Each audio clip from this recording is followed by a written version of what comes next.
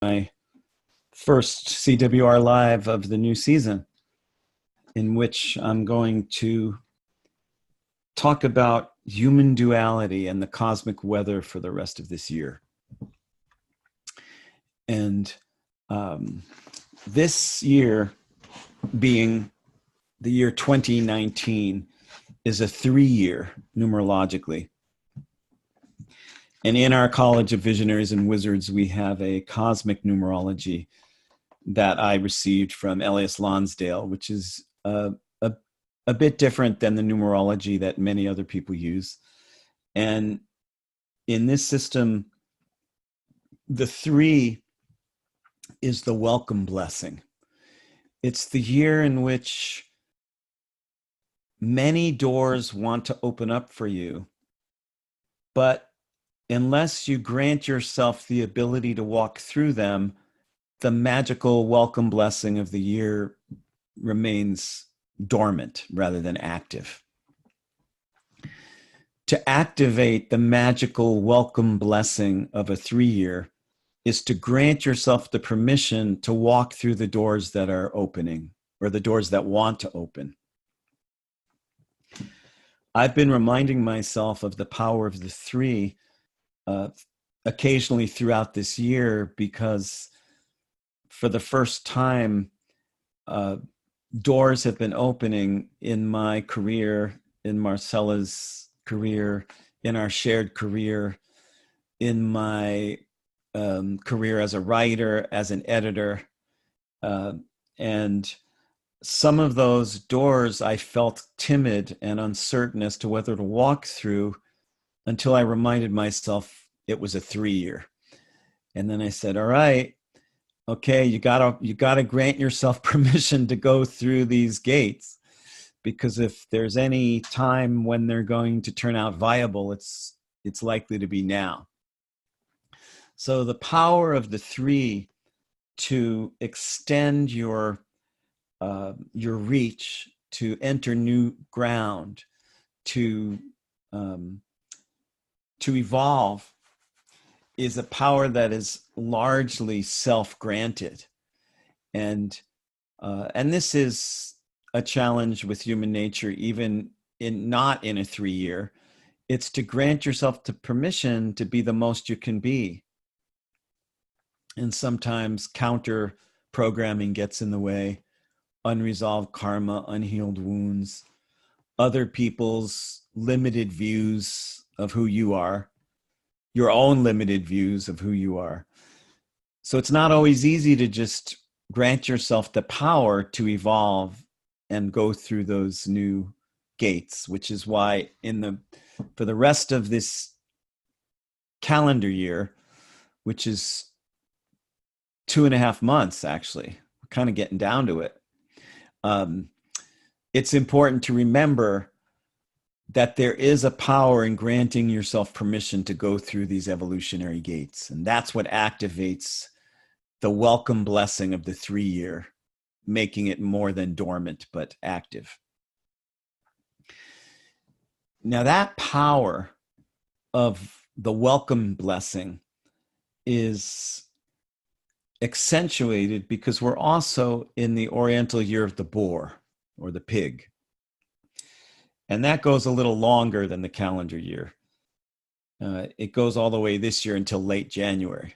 The Oriental years don't end at the same calendar date every year because they're based on astrology, which always just fascinates me, that in the year 2019, there's a country that sets its calendar by astrology. People don't, when they talk about China, they don't usually say that. The Chinese New Year does not start on January 1st or January 20th or anything like that. It starts when the first new moon falls in the sign of Aquarius. If there happens to be 2 new moons in the sign of Aquarius, it's the first one. And so that might happen anywhere from January 17th through February 25th. So every year you don't know when China is going to have their new year unless you study astrology. this just this just cracks me up. And almost nobody ever talks about this, you know. So it's fun to talk about. So the year of the boar will last a little bit longer than the year of the three. The year of the boar will extend out over into a little piece of the year of the four that's going to begin on New Year's Day. And the boar exacerbates the welcome blessing. It accentuates the welcome blessing of the three, because the boar is an animal that charges with ferocious hunger. And having lived in the mountains of Italy, where I saw wild boars in the forest, you do not want to get in the way of a charging boar. You know, I mean, these are like half-ton animals, and you know, they're not like cute little farm pigs or something. And so not only have we had the welcome blessing of the three to go through evolutionary gates, it's also been aided by the incredible ferocious hunger power of the boar to crash through wherever it wants to go, whether there's a gate or not. And so even more, I've been reminding myself in my own personal life this year, don't hold back. That's the motto. Do not hold back this year. If you're ever wanting to get somewhere, a 3 boar year is the time to do it. And it's been working. It's been turning into a self-fulfilling prophecy for me, because Marcella and I are experiencing a renewal of the College of Visionaries and Wizards. For the first time, our college has more people than ever, more assistants than ever, more programs than ever. And it's very exciting, because we've planned for this for 10 years, but we didn't actually manifest it until the year of the 3 boar. And that's powerful. And so there's exciting energies that I've kept reminding myself are at hand. And then it turns into more of a self-fulfilling prophecy, because you're granting yourself the permission to take up that challenge and risk a brighter future by opening up the way ahead. And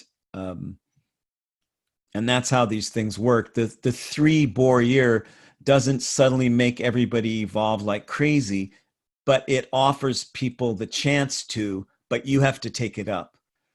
This version of astrology doesn't automatically happen regardless of what you do. It's very interactive. And the more that you get into the spirit of a 3 boar year, the more that its passive energies become activated. Furthermore, we're wrapping up the 2nd year of Saturn passing through Capricorn for 3 years. So when 2019 turns to 2020, that will end the 2nd of 3 years of Saturn in Capricorn, and then we'll enter the last year. And Saturn in Capricorn is challenging us to get very strong and clear with how we use our power. So it's really kind of more in the same. We're talking about the power of Saturn in Capricorn to claim the life you were born to live during a time when we have the welcome blessing of the 3 and the charging ahead ability of the boar. So it's been a powerful year for that. A lot of stuck energies seem to have gotten unstuck. Now, that doesn't mean that in your own personal life, you're charging full speed ahead. You can be caught in your own challenges, in your own stuckness, but there's a lot of supportive features for getting you unstuck if you take advantage of that.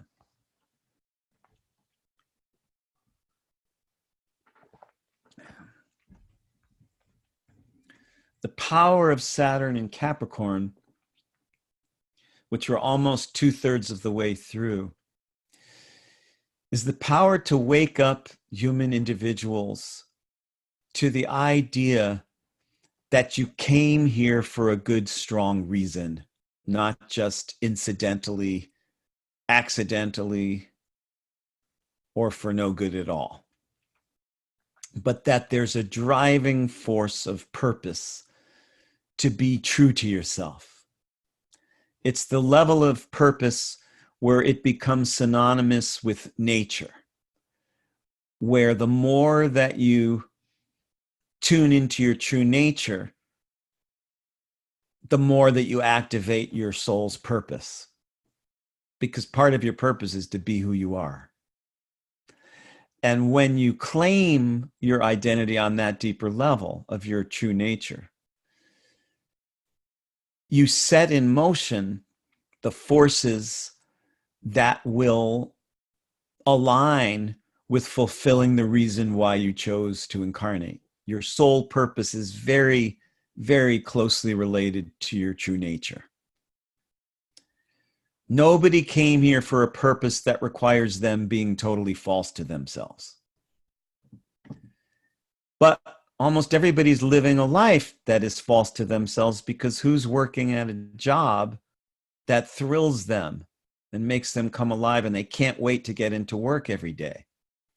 You know, who's living in a part of the earth that they say, oh my God, every morning we are in heaven? Who is living with a life partner that they feel enhances their true nature rather than inhibits it? And if you have even 2 out of 3 of those, you're already in the minority of human beings. But if you have all 3, then this 3-year of the Boar and Saturn and Capricorn is a real backbone to strengthen the whole rest of your life, because you're on track. You're living the life you were born for, becoming true to the person you really are during a time when there's a lot of openings possible. So Saturn and Capricorn specifically is compelling everyone on earth to live the life they were born to live and follow your true purpose. But that often requires extricating oneself from other lives, lesser variations, lesser love relationships, jobs, geographical locations, groups of friends, ways of being that aren't fully what you signed up for. So there's a real sobering energy amidst all the charging ahead. It's not like a drunken boar just banging into trees and destroying monuments. It's a sobering up of looking in your soul and facing what you're here to face. Any questions?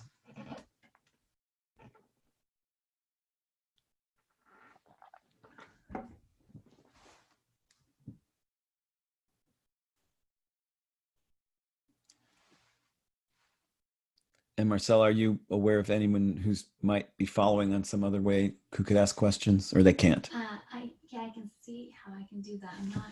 It's a little hard. Okay. So it might be better to keep our attention on the people. Okay. In there, yeah. Okay. So into this larger backdrop of the 3-year, which is winding down to a close, the Boar year, which is winding down to a close, and the Saturn and Capricorn, which is not winding down to a close, but has more than a year left. I'm going to look at the current cosmic weather.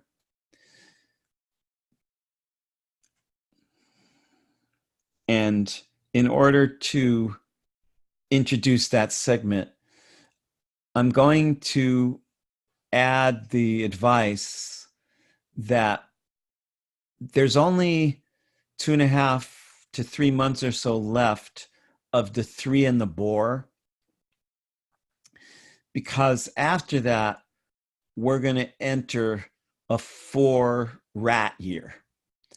And that's much different. The 3 is about movement, but the 4 is about structure.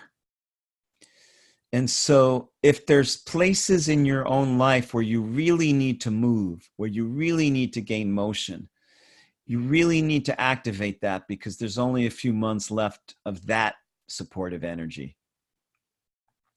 Then it's going to switch. Even though the rat is a very motionful animal, the 4 is much more about underlying structure than it is about full speed ahead.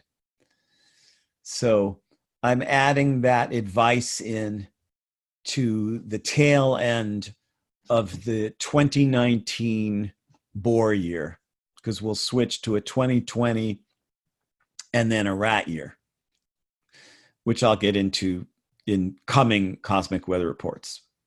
But for now, I just want to give you the little prompt. Now, specifically right now, we have a setup in the current cosmic weather known as a lemniscate. Lemniscate. The lemniscate is the technical term for the infinity symbol, the elongated figure 8.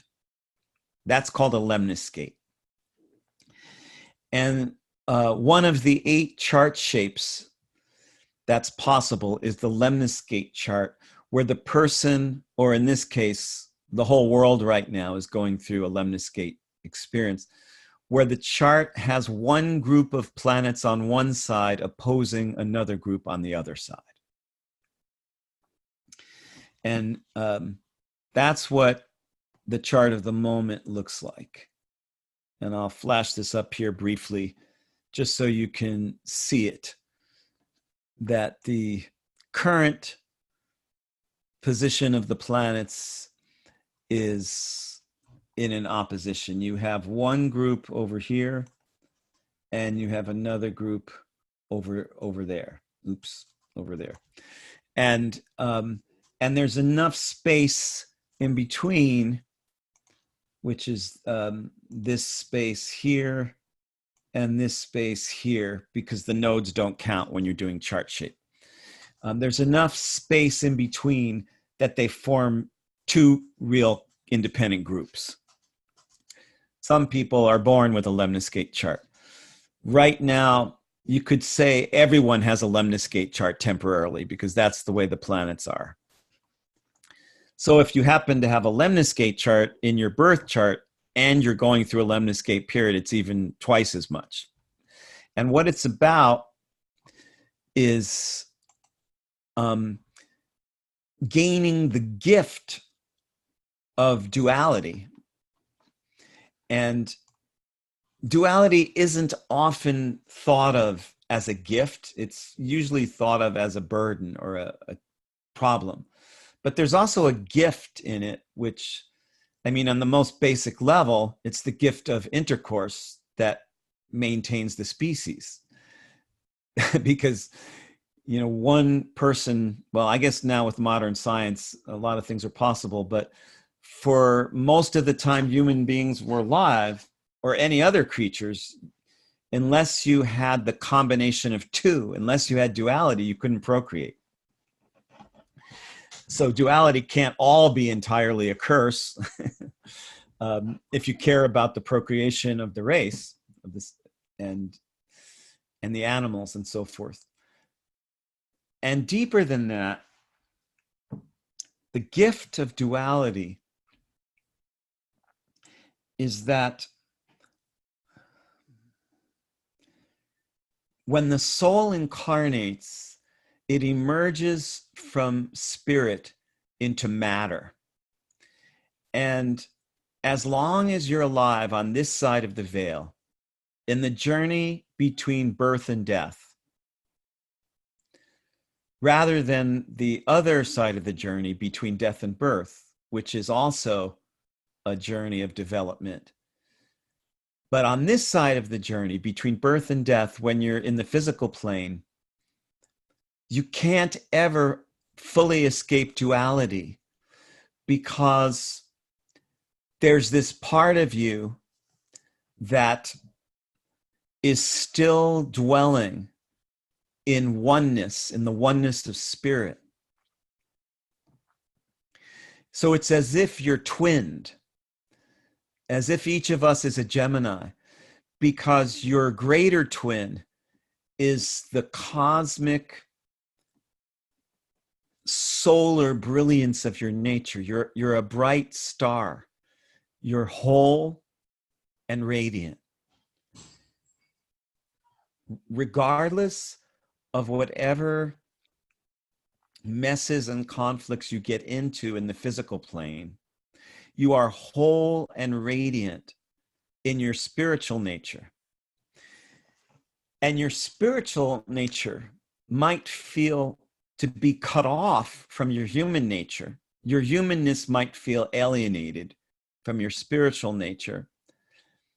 But that same duality that keeps you in two places at once can also conjure you to realize that you still have the full force of your spirit to draw from when you make the experience of duality less of a cursing, less of a curse and more of a blessing. So the gift of duality is that here in the physical plane,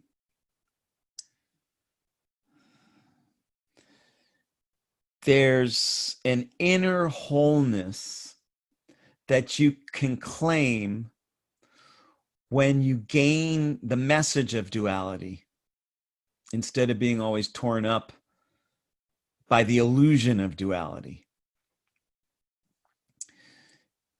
So the lemniscate nature of the planets today are bound to raise the experience of duality for you, the curse and the blessing. That if there's something that you feel cut off from and pitted against and polarized out of, it's mostly there to invite you to summon the fuller force of your nature into the drama, rather than proceeding into the drama while abandoning your source. Can you take up the drama as a magical being rather than a victim? In other words, can a wholeness and unity from underneath the duality empower you to inject the polarity with some greater wholeness?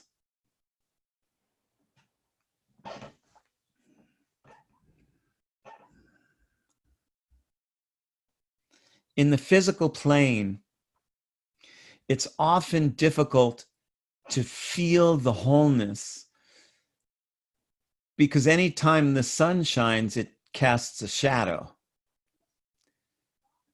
other than at high noon. When the sun shines at high noon, in certain parts of the earth, there's no shadow for like a second. And all the rest of the time, the sun cannot shine without casting a shadow. The message here is that when your greater consciousness shines, it will throw certain things into shadow. For example, even as I say to you, you are a whole magical being, some part of your own ego might say, well, little does he know who the fuck I am. Sure, great. He could say that. He's sitting there in his, Vermont paradise with the autumn colors shining, and he's making his money doing something he loves. So it's easy for Mark Borax to sit there and say to me, I am a whole magical being, but what the hell does he know about what I have to deal with? So every time the light of higher consciousness shines, it tends to throw a shadow on some level. Rudolf Steiner said that every time something comes into this world, so does its opposite. And so that lemniscate experience of opposites, where there's one rung of the figure eight on the left and there's an opposite rung on the right, can feel to be crazy making and tearing you apart until you inhabit the consciousness of the nexus in the middle.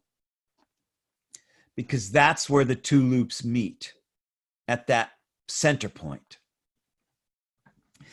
And people who are born with lemniscate charts, and all the rest of us now who are moving through a lemniscate chart because of the planet's current position, are being pressurized.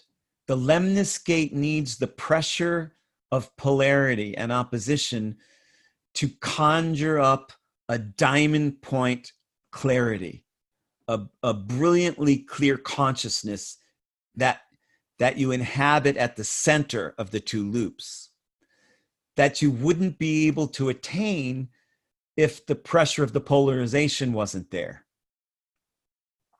It's the gift of using duality to transcend duality by learning the most you can about duality so that you don't prematurely transcend it. You see, the world is full of premature transcendence. Like, I no longer need any attachment to possessions or the physical plane or food or sexuality because I'm so enlightened, because I'm Mark Borax, soul level astrologer, and I have at last escaped the miserable circumstances of all the rest of you, and I'm in a great position, and someday you too might get there. And that's a premature transcendence, because you can't transcend anything until you've fallen in love with it and come to know it from the inside, what it really means. And so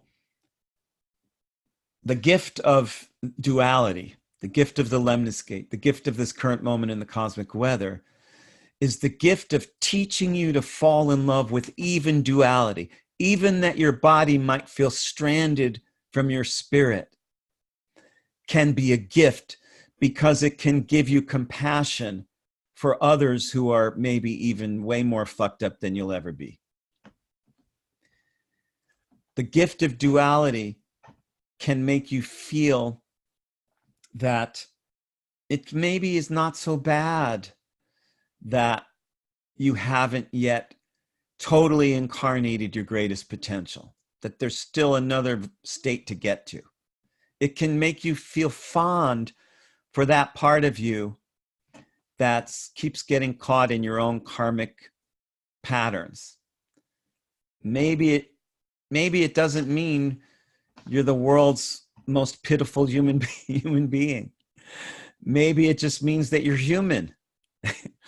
And so you keep failing to incarnate your most greatest potential. And maybe when you fall in love with the duality of that, rather than cursing it, the gift of duality opens up in your heart and mind rather than the curse of duality. And that's what we're being asked to do now in the current cosmic weather. And also, even after the planets move out of the lemniscate, maybe that's what we're all being asked to do with duality for the rest of our lives. Gain the inner truth of it. Fall in love with it. Fall in love with the fact that Marcella is not me and does things different than me. And my sons, Rowan and Sky, are different than me and do things different than me. And you're different than me and do things different than me. And maybe if we fall in love with duality and come to understand its blessings, we won't tend to get so chewed up by its curse and its illusion in the karmic theater. Any final questions or comments before we sign off?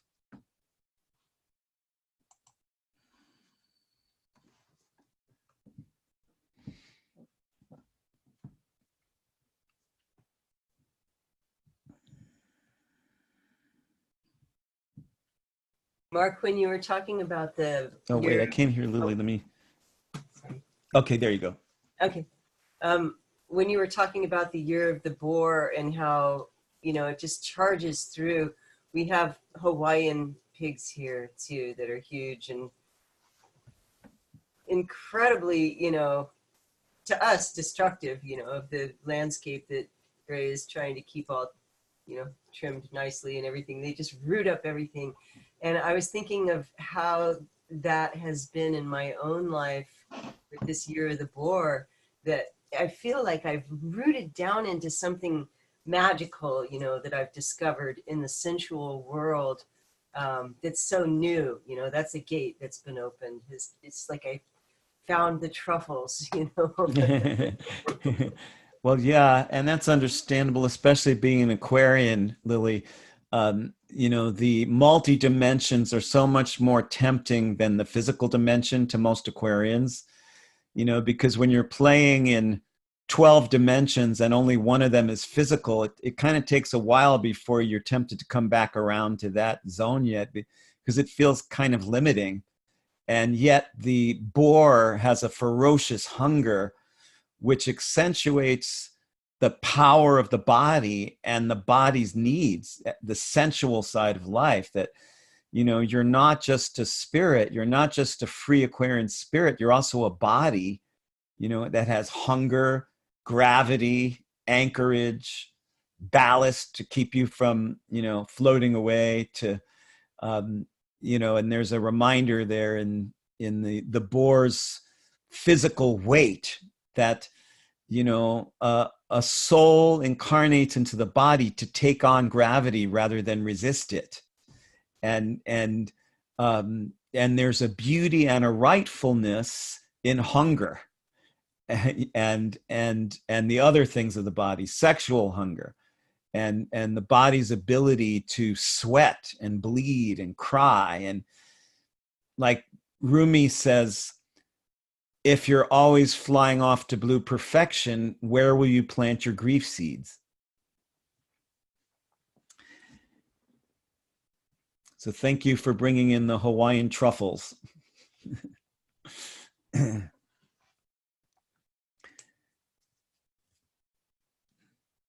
As the year of the boar winds down, and as the 3-year wind down, if your gates are opening and if you're moving ahead forward, you might gain a sneak preview into the 4-year by reviewing the structures that your current life is based on, how the underlying setup is serving or not, because that's what's going to come in. The 4-year is very much putting you on the spot, where the 3-year was urging you forward. The 4-year is, come on now. Is the way that you're eating and making love and living and working based on the most powerful structure? Is the blueprint serving? You know, own up, fess up, look at it, get down into it. But if there's still a bunch more doors to open and motion to undergo, then you can leave that for the 4-year, because it's going to happen automatically anyway, and just keep moving. Until we meet again, this is Mark Borax signing off for the CWR Live on Tuesday, October 15th, Year of the Truffle. Take care, everybody, till we meet again. Thanks, Mark. May your karma turn to grace, and may your truffles turn to energy, and may your sex be deep and soulful. Bye-bye. Aloha. Bye-bye. Bye. Nice.